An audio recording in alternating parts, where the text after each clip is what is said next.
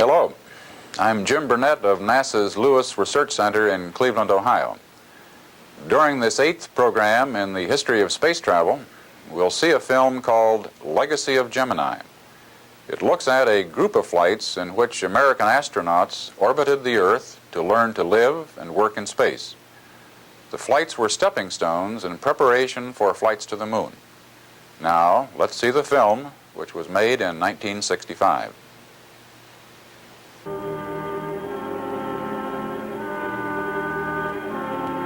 This is Saturn V, the rocket that will send 3 Americans toward the moon in Project Apollo. But this historic journey cannot be attempted without knowledge. Knowledge based on experience. For the United States, experience came by seeking answers to certain basic questions. Could a human being withstand an 8-day flight to the moon and back? Could a man control the movements of his spacecraft, rendezvous and dock with another vehicle orbiting the moon? Could he leave the protective cover of his spacecraft and perform useful work in space? Could he function effectively as an experimenter and use spaceflight to advance human knowledge? Could the Apollo spacecraft be guided and controlled during re-entry into the Earth's atmosphere so it could make precision landings any place on Earth?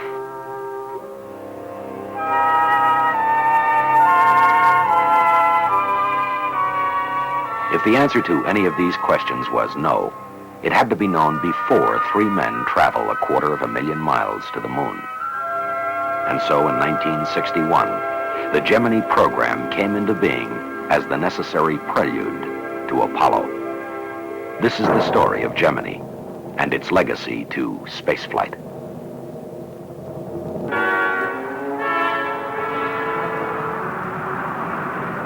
On Gemini, training began on Earth and in the atmosphere. This specially designed airplane was flown hundreds of times on parabolic sweeps into the sky to provide the Gemini astronauts with brief periods of weightlessness. Here, seconds at a time, the difficulties of living in space were rehearsed.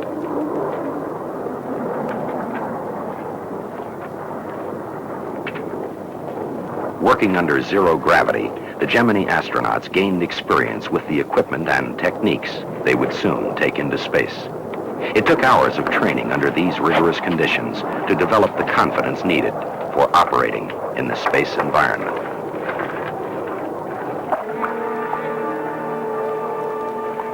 The Gemini astronauts took their equipment underwater.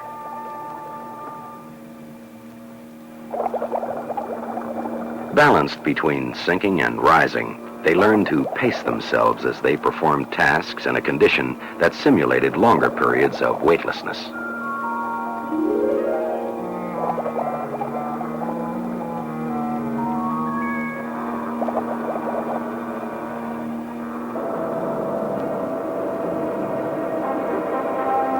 In the translation and docking simulator, they got the feel of maneuvering their spacecraft into position for docking with another vehicle.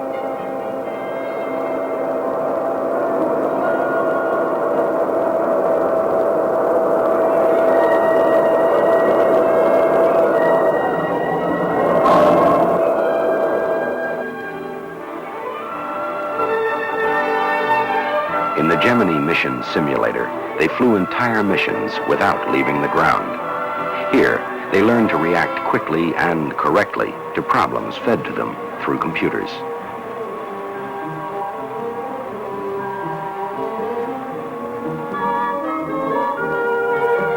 The Gemini astronauts exposed themselves to the stresses of the space environment. They trained for emergencies, learning how to react if things did not go exactly according to plan. Parachute training, in case they were forced to eject from their spacecraft.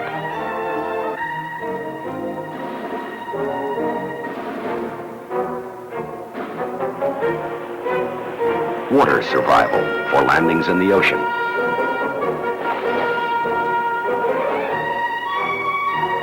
Survival in desert and jungle.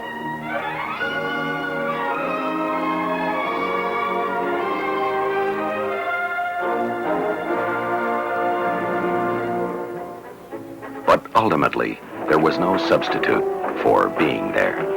Gemini took the men and the tools and the problems into orbit.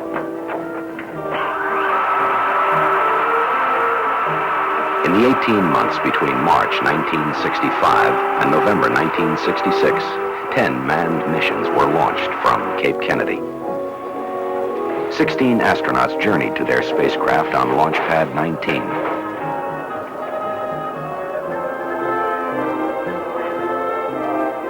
Virgil Grissom and John Young were first. Then James McDivitt and Edward White. L. Gordon Cooper and Charles Conrad. Frank Borman and James Lovell. Walter Schirra, Thomas Stafford, Neil Armstrong, David Scott, Eugene Cernan and Michael Collins, Richard Gordon, Edwin Aldrin. 4 of the Gemini astronauts made the trip twice. Together, these men helped thrust the United States into a new era of exploration.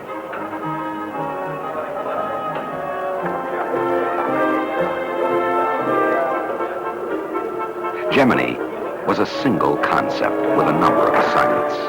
It was, in a sense, one launch, one flight, one recovery.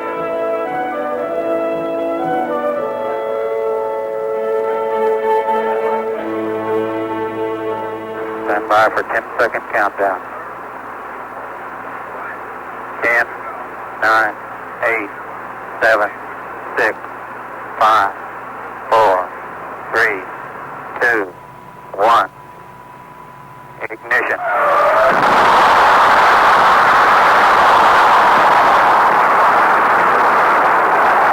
Liftoff.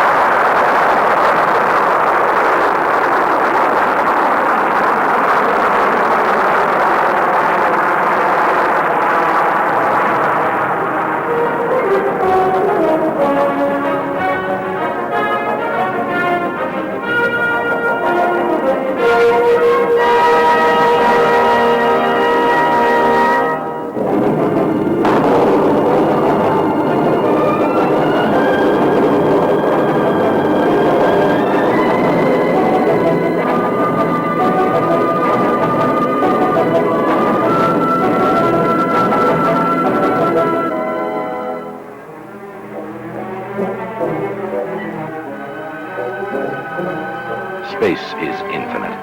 It yields slowly to exploration. In their voyages into this environment, the Gemini astronauts logged more than 1,940 man-hours of flight. Hurtling through space at 5 miles a second, they circled the Earth 600 times. In their 40 Earth days in space, they witnessed, as few men have, hundreds of sunsets on the changing horizons of our planet.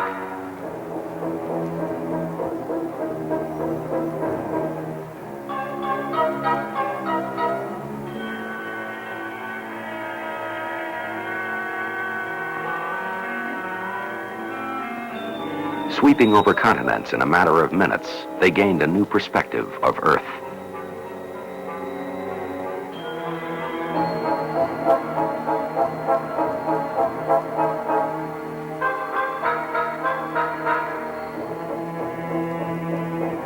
For Gemini, equipment and techniques were developed that enabled astronauts for the first time to maneuver their spacecraft, to change their orbit, to accelerate to new heights.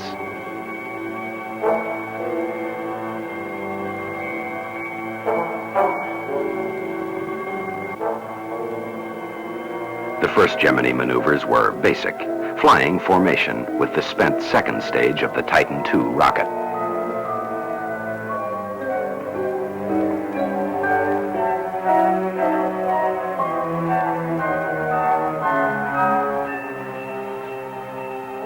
Then a more difficult step, rendezvous, finding and approaching another craft in space. Okay, Gemini 6, ready to copy. Okay, P8, 06, 3500. Pass at Hawaii, Rev 4. The first target for rendezvous was another manned spacecraft. Gemini 6 approached within 1 foot of Gemini 7. Rendezvous, a major landmark in the history of manned flight. Aboard Gemini 7, astronaut Borman prepares to take motion pictures of Gemini 6 as the two spacecraft begin their station-keeping exercise. And we have LOS also. Both vehicles at Hawaii.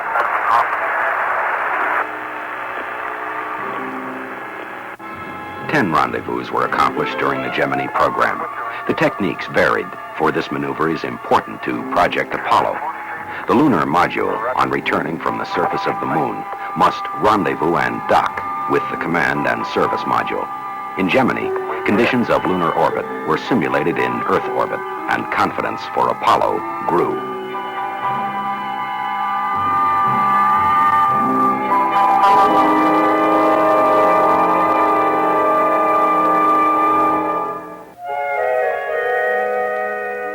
On 4 of the Gemini missions, the rendezvous target was the Agena space vehicle.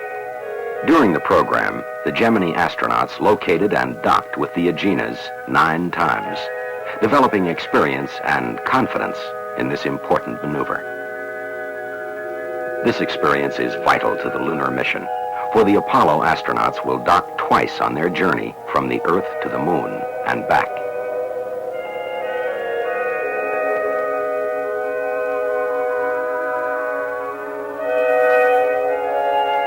As the spacecraft moved in, docking lights aboard the vehicle helped guide the pilot during the final stages of the maneuver. Okay, Gemini 8, it looks good here from the ground. We're showing tone rigid. Everything looks good from the docking. Okay, we're going to cycle our stop on switch. Roger. The flight, we are down. But not everything always went according to plan. On Gemini 8, a thruster failed, causing excessive yaw and roll. Unable to find the source of trouble, Command Pilot Armstrong undocked. The roll rate accelerated, reaching an alarming 1 revolution per second. But Armstrong fought and won his struggle to regain control, and he brought Gemini 8 to a safe landing.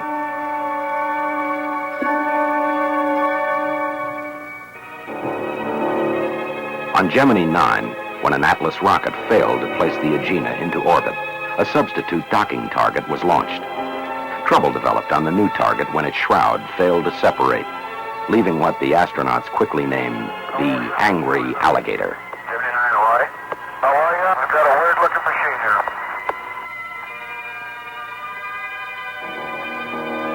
here. Although the docking maneuver had to be canceled, the flight plan was revised so the astronauts could go on to practice rendezvous 2 more times, developing faith in their ability to cope with adversity and to learn from the unexpected. The job is open at about 25 to 30 degrees and both the piston springs looks like they're fully extended.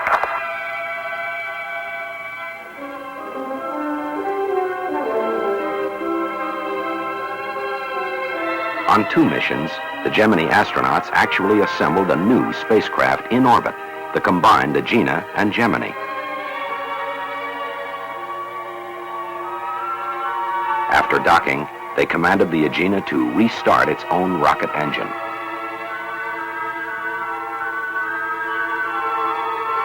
On 1 mission, this space-built vehicle was flown to a record altitude of 851 miles. From their vantage point in space, the astronauts had a spectacular view of our planet.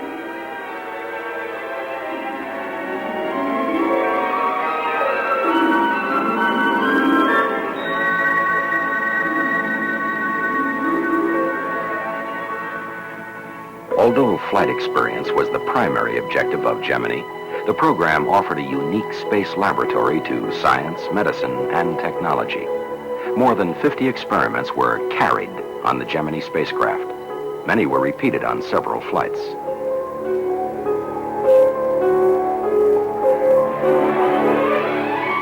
One experiment was photography of the Earth. Vast areas never seen by man in their entirety were studied.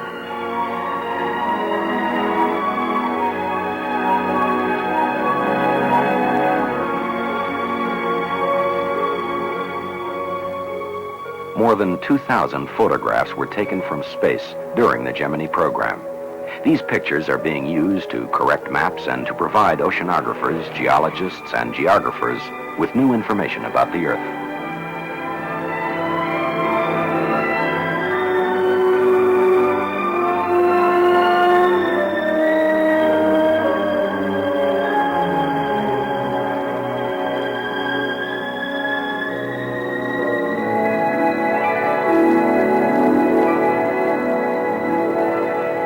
Gemini astronauts also use their cameras to photograph cloud patterns and other atmospheric phenomena.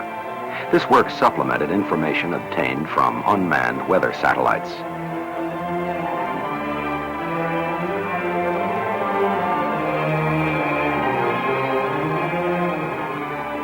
Hundreds of high-resolution photographs were made to provide new knowledge about the weather of the world.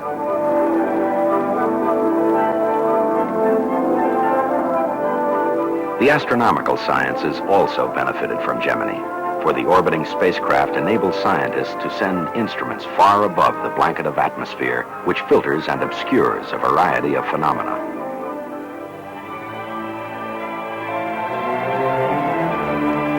On Gemini 12, an eclipse of the sun was photographed for the first time from space. The results of scientific research conducted on Gemini have been made available to the world, not only helping to advance man's knowledge, but promoting a greater measure of understanding among nations.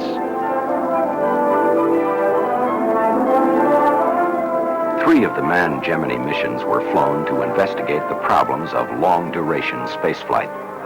Gemini 4 was a 4-day mission. Gemini 5, 8 days. On Gemini 7, astronauts Lovell and Borman spent 2 weightless weeks in space.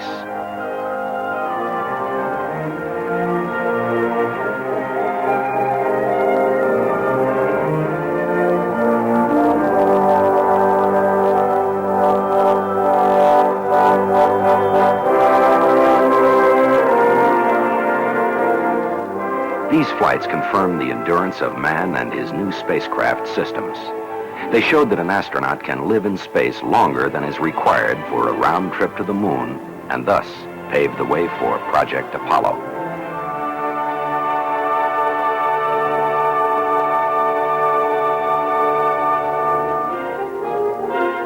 Using the Gemini space vehicle, the astronauts also experimented with a new technique for holding their spacecraft's attitude fixed with respect to the Earth. Normally, this requires the continuous use of fuel. Gina's just about horizontal with us right now, and what we're going to do is put in a very small thrust. But on 2 missions, a Dacron tether was attached between the spacecraft and the Gemini.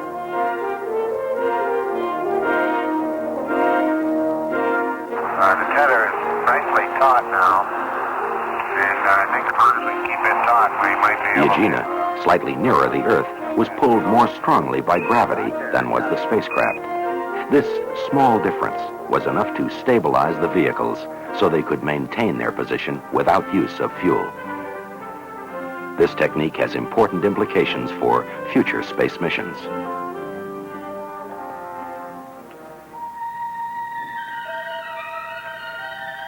Perhaps the most spectacular experiment of the Gemini program was extravehicular activity.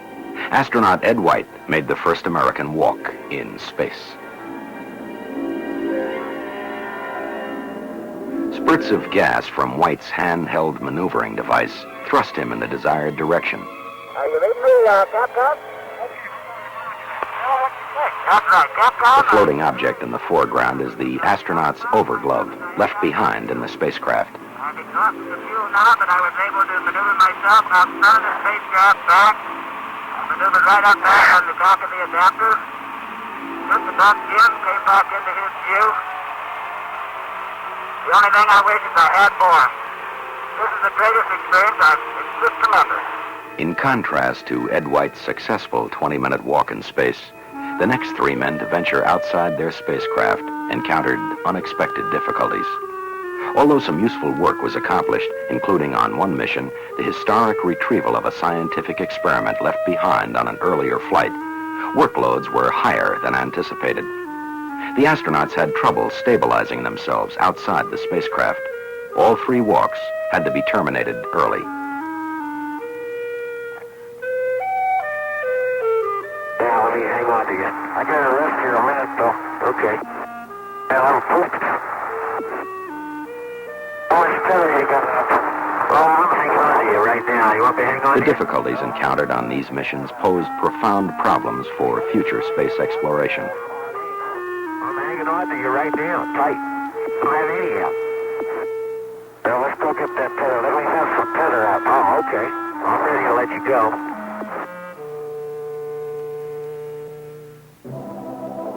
So another more careful and more tightly controlled test was prepared for Gemini 12, the last flight in the program.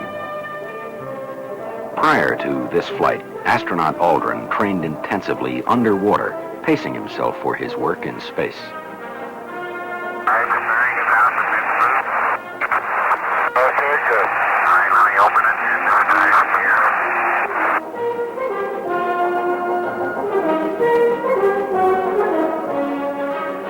The tasks assigned to him were designed to compare the difficulty of working in a weightless environment with work under normal gravity.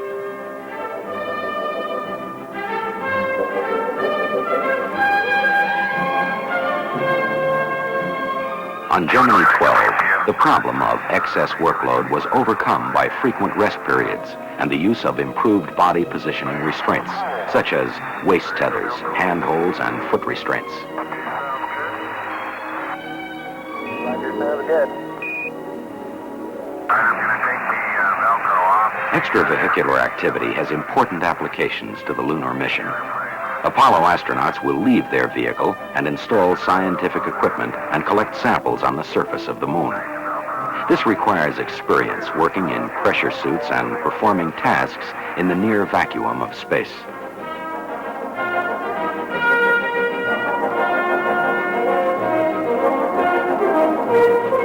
The success of EVA during Gemini will also give Apollo astronauts returning from the lunar surface the ability to board their command module, even if they are faced with docking difficulties. I think maybe I'll move this tether out to the other ring. That looks a little better. Gemini provided more than 12 hours of experience in extravehicular activity.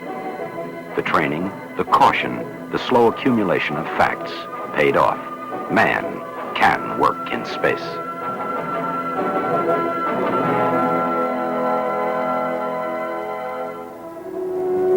On all Gemini missions, a major objective was to develop re-entry flight path and landing control, so the spacecraft could land at a specific place on Earth. This required the development of new techniques for guiding and controlling the re-entry of the spacecraft. This is the view from the spacecraft window as Gemini re-entered the Earth's atmosphere. Glowing particles boiled off the protective heat shield to leave an incandescent wake.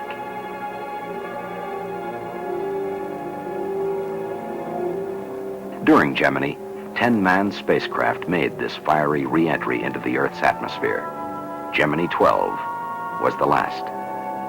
Its re-entry in November 1966 climaxed a program which will really have no end. For Gemini is illuminating the future.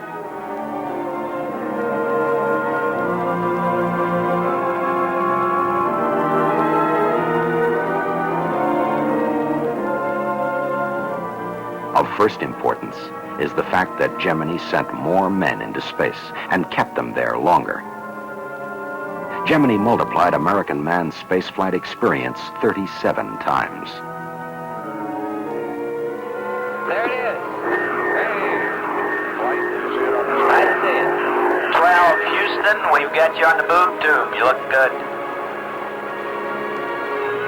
Gemini, an open program, helped further promote international cooperation in space.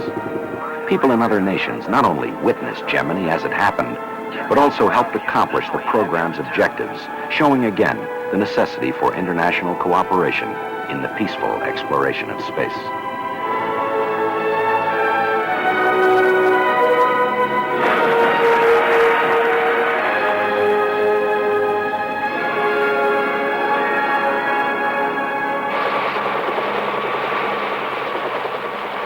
Gemini also leaves as its legacy a greatly expanded science and technology, proof that government, industry, and the scientific community can work together to translate man's boldest dreams into action.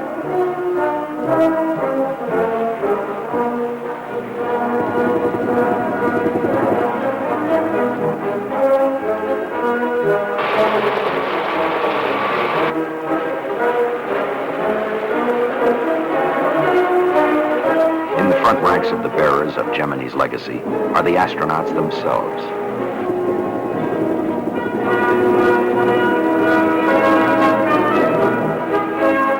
These veterans are now ready to face the challenge of Apollo.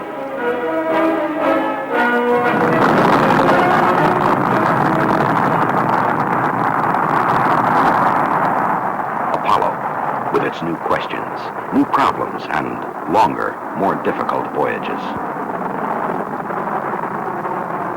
But after Gemini, one question no longer need be asked. Now, we know it can be done.